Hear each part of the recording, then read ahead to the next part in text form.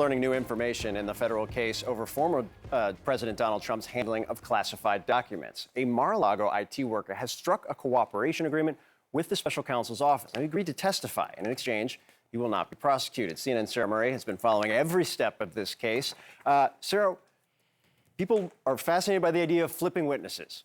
What does this actually mean for this case and for Jack Smith, the special prosecutor? Well, this is interesting because we have seen other employees for the former president charged alongside him, Walt Nauta, Carlos de Oliveira. They've been using attorneys who are paid for by the Trump PAC, and we've seen them stay in the fold. That is not what's happening for Yuscil Taveras. He now has gotten another attorney. He is now cooperating with prosecutors.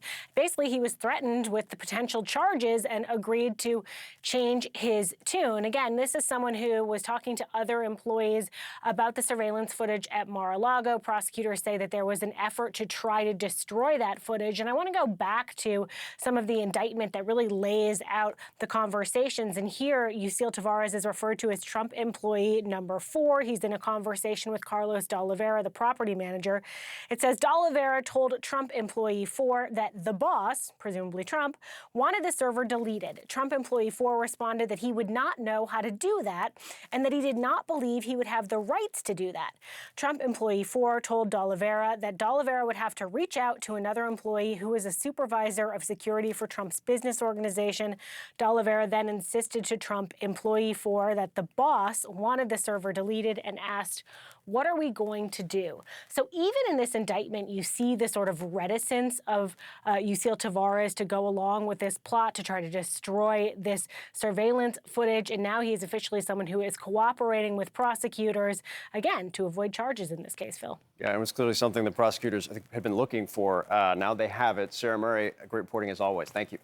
Thanks. Okay, let's talk a lot more about this and many more new legal issues facing the president. Senior legal analyst, former assistant U.S. attorney for the Southern District of New York, Elie Honig, is with us at the table. Also joining us, David Schoen. He was one of the attorneys who represented Trump during, his second impeachment trial. Great to have you both here. Elie, let me just begin with you on the significance of Yuscil Taveras cooperating here. Yeah, it's a good win for prosecutors. He was the person identified in the indictment as Trump employee 4. It's clear that some of the information in the indictment, some of the allegations, are based on testimony that they got from him. But important to know, Mr. Taveras, employee 4, he did not have direct contact with Donald Trump. He had direct contact with de Oliveira. Now, that's still useful for prosecutors, but Taveras is not going to be able to say, Donald Trump told me to do this. He's going to say, this other guy told me that Trump wanted me to do this. Still useful for prosecutors, but not necessarily game over. Yeah. Okay. David, we often hear people say, sorry, I can't answer questions. I can't talk, advice of counsel, or I'm not going to testify, right, because of counsel. That is not apparently the case with Donald Trump, who told Hugh Hewitt that, he would testify. I just want people to listen to this sound. So if you have to go to trial, will you testify in your own defense? Oh, yes, absolutely. You'll take the stand. That I look forward to. Not only would he would look forward to it. Is that something that you would recommend in any of these pending cases? Well, listen, I think in my view, it's always the client's decision. I think the law recognizes that also. And whenever someone's life or freedom is at stake, I think it's very important for that person to make the decision. Donald Trump has wanted to testify before. He wanted to testify in the Jean Carroll case. Lawyers have counseled him otherwise. It's prudent advice for any defendant generally. But I think Donald Trump believes he's a great communicator. He has proven to be a great communicator. And so I would expect him to testify. You would expect, okay. You would expect him to testify.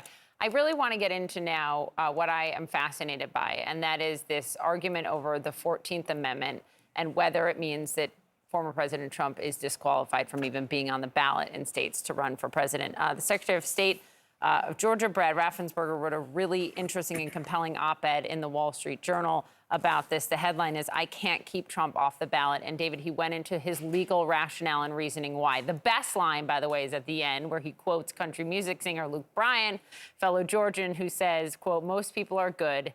And then he says, "Most of the time they will get it right. Trust the voters." Do you think he's right on the law there? I think he's right, number one, on policy. By the way, the next line is, "Most mamas qualify for sainthood." That's the best line of the song. I concur, David. But I think he's right as a matter of policy fundamentally. I don't know that he would hold himself out as a legal scholar. There are terrific arguments on both sides of this question. The two professors who wrote the University of Pennsylvania Law Review article spent a lot of time and thought going into this. They recognized there are problems with their argument. They dismissed those problems. Ultimately, I agree with those who oppose their point of view legally. I think there are many reasons why this 14th Amendment doesn't apply to the president. First of all, I think that Article 2, Section 1 sets out the qualifications for president. Those are exclusive. I think the text of the language supports that argument. I think they had an opportunity to charge under 2383 insurrection. They didn't do that. I think this would render the second impeachment trial a nullity. I think their interpretation is subject to great abuse. They talked about indirect support qualifying to disqualify someone. They have consider a broad range of conduct. I don't think that was what was intended. There are a number of other arguments, legal arguments against it. So it's a serious argument. Yeah. I'm afraid also when we see different states taking different positions on a presidential election, that in itself is problematic, as the law has recognized. So, Ellie, the text that David is pointing to here, and this could very likely go up all the way up to the Supreme Court. They'll have to interpret the Constitution as they read it. How do you read it? I'm not buying this 14th Amendment argument. I think this is what happens when law professors go crazy. You think this is crazy? I do, and here's why. There is no enforcement mechanism. The Constitution tells us nothing about how this works. Who gets to make this incredibly grave decision? Was a former official Their argument engaged is in it's not even a question because they argue it's clearly laid out. Right, but that's a ridiculous argument. They're saying, okay, we're just going to have individual secretaries of state unilaterally deciding, yes, in my view, even though Donald Trump's never been charged with insurrection, I think he did commit insurrection. Therefore, he's off the ballot and the American voters can't choose for or against him. That is anti-democratic. And that is also a made-up process. That's not in the Constitution. That's not in any law. Congress has had 150 years. They haven't passed the law. The problem with this whole provision is nobody's told us how it works. You can't make it up now and apply it 3 years in the past, because you know what that would violate? A different portion of the 14th Amendment, due process. I'm not buying this argument. I think it's creative. I give him credit for creativity. It doesn't work. Ellie's position is supported by an 1869 case, Griffin's case. The law review writers address that. They just say, well, it was wrongly decided. Justice Chase, Supreme Court Justice, sat on that case, and he made clear there has to be some mechanism. Congress has to act. It's not self-executing. Can I ask you finally, David, about something that we're watching, and that is John Eastman, who's here, one of the co-defendants, is talking. He went on Laura Ingraham. He spoke with her last week. He's still making claims that are unfounded, like Pence could have, certified the election in a different way. He could have paused the certification of Biden's win, et cetera. Eastman's attorney was on CNN with Caitlin Collins last night, and she asked him about the strategy of Eastman doing these interviews. I want you to listen to this exchange.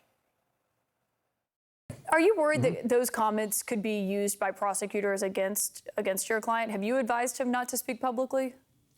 We made a decision a long time ago in this case. Our view is Dr. Eastman is innocent. He has nothing to hide. He's clearly innocent.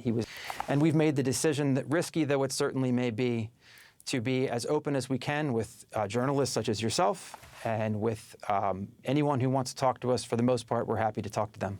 So it is potentially risky for him to be speaking publicly, you think? Oh, sure. It was a really interesting exchange. That attorney in particular of Eastman's is quite candid on these issues. David, I wonder what you think. You said it's always up to the client. It's always up to the client, whether I was specifically to testify in the trial against that person. But I do believe that's up to the client. Here, though, there's a big difference between his maintained his innocence and he has nothing to hide, and speaking voluntarily and publicly on the facts of his case. It's his right. I believe in transparency, but, I'm a big fan of Caitlin Collins, and she made a very strong point about it. Yeah. I don't think Ellie Honig would let his client speak like that, and I think he's a wise lawyer. I do all I could to stop it. We are all big fans of Caitlin Collins on this program. You're exactly right. I appreciate the debate, the discussion. David, Ellie, thanks very much. Thank you.